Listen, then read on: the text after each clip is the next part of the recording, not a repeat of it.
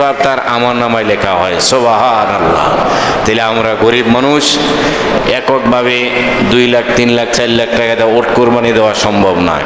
তবে জুমার দিন যদি সবার আগে জামে মসজিদে এসে বৈশা যেতে পারি, তাহলে একটা ওট কোরবানির সওয়াব লেখা হয়। জোরে বলি সুবহানাল্লাহ।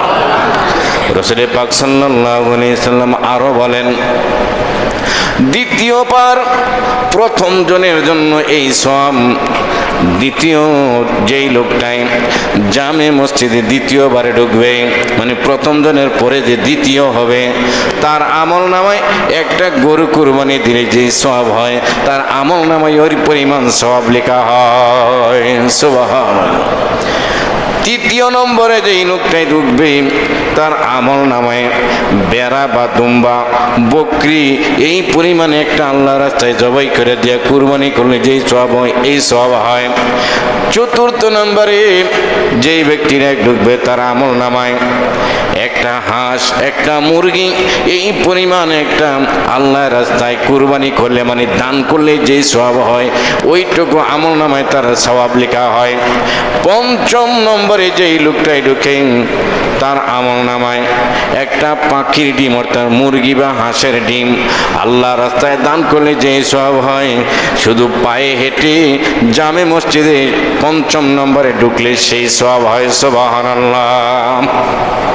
কৌতে নে কিনাদারি বদমকুন, কৌতে নে কিনাদারি বদমকুন, বর অজুদে খুদ সে তুমবে হদমকুন, বর অজুদে খুদ সে তুমবে হদমকুন।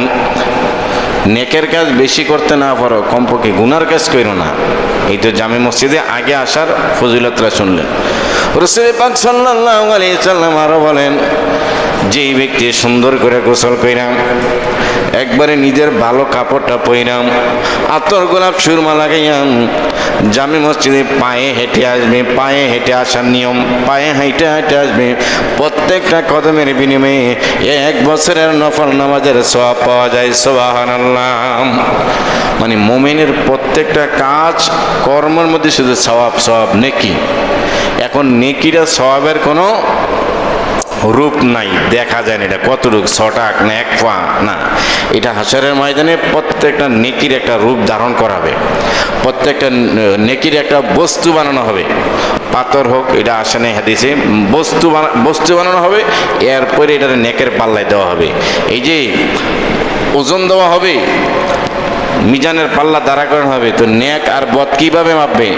বদ যেগুলা গুনাহ, এগুলার একটা রূপ ধারণ করানো হইবে, নেক এগুলোর একটা রূপ ধারণ করানো হইবে, তারপরে পাল্লাতে উঠানো হবে, তারপরে মিজান টান দিবে, পাল্লা টান দিবে।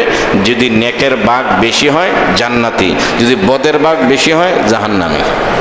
যেই পরিমাণ বেশি হয়েছে, এই পরিমাণ এত হাজার বছর, এত হাজার বছর জাহান্নামে আগুন লাগবে।